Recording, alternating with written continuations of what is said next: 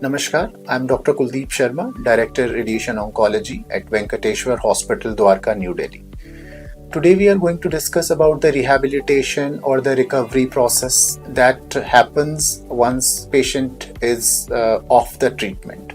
So जब हमारे patients को कैंसर होता है या जब उनका ट्रीटमेंट होता है तो उसके बाद कैंसर ठीक होने के बाद भी कुछ प्रॉब्लम्स रह जाती हैं जिनका कि हमें ट्रीटमेंट करना होता है। तो जैसे अगर पेशेंट्स की कोई लिम्ब की सर्जरी हुई है या अगर उनको चलने में दिक्कत है तो जनरली उनको फिजियोथेरेपी बताई जाती है। तो पेशेंट जनरली इसको बहुत सीरियसली नहीं लेते, बट ये समझने की बात है कि फिजियोथेरेपी आपके लिए बहुत इम्पॉर्टेंट है आपको वापस अपनी एबिलिटी गेन करने के लिए, जैसी कि आपकी कैंसर होने से पहले थी।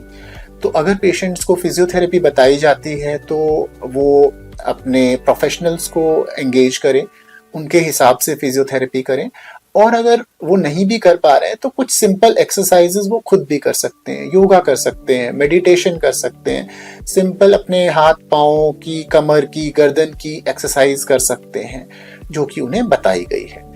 इसके अलावा कई बार कैंसर की वजह से या ट्रीटमेंट की वजह से पेशेंट्स को खाना निगलने में दिक्कत होती है, जिसे सोलोइंग डिफिकल्टी हम कहते हैं। उसमें भी पेशेंट्स को कुछ फिजियोथेरेपीज बताई जाती हैं और पेशेंट को ये चाहिए कि वो खाने को निगलने में धीरे धीरे खाने को चबाएं, उसको पोस्चर्स जिस हिसाब से बताए गए हैं उसके हिसाब से खाने को निगलें और खाने को उस तरीके से खाएं जो कि उनके लिए मोस्ट कंफर्टेबल है, चाहे वो लिक्विड है, चाहे वो सॉफ्ट डाइट है, चाहे वो नॉर्मल डाइट है, और चाहे वो खाने को प्यूरी या कि सूप की तरह लेने की ज़रूरत है।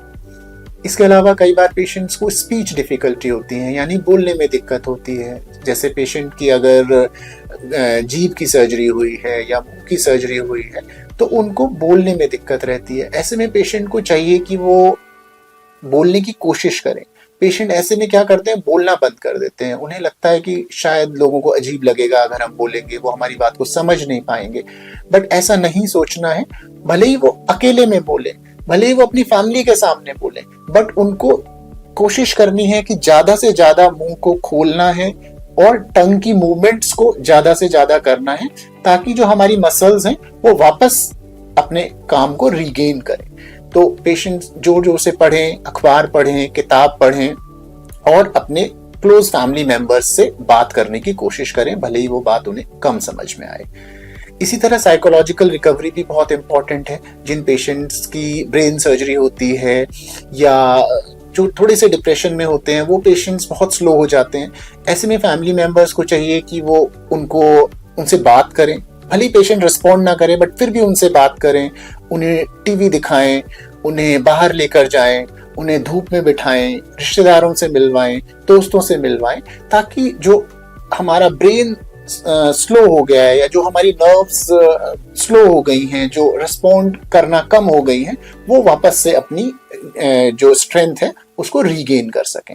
तो ये सारी छोटी छोटी चीजें ऐसी हैं जो कैंसर के ट्रीटमेंट का कोर पार्ट नहीं है, बट ये हमारी क्वालिटी ऑफ लाइफ को बहुत अच्छे से इम्प्रूव कर सकती हैं अगर ये ढंग से की जाए।